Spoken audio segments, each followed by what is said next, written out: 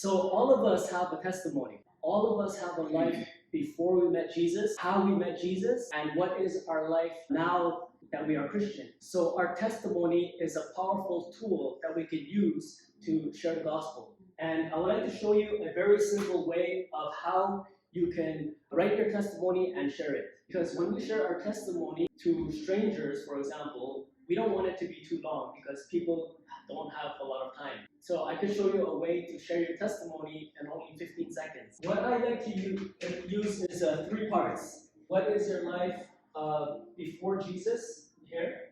And here would be how you met Jesus. And here will be after, now that you have met Jesus. And what I would encourage you to do is choose 2 words for each part. For example, before I met Jesus, I will choose the word addiction and anger. 2 words on how I met Jesus, I will choose the word freedom and Father. And 2 words on how after I met Jesus, I will choose love and forgiveness. So you can choose your 2 words that represent each part of your testimony, and it will help you to share your testimony in a very short and simple way. For example, I'll share my testimony in 15 seconds. Before I met Jesus, I was addicted to drugs and I was angry.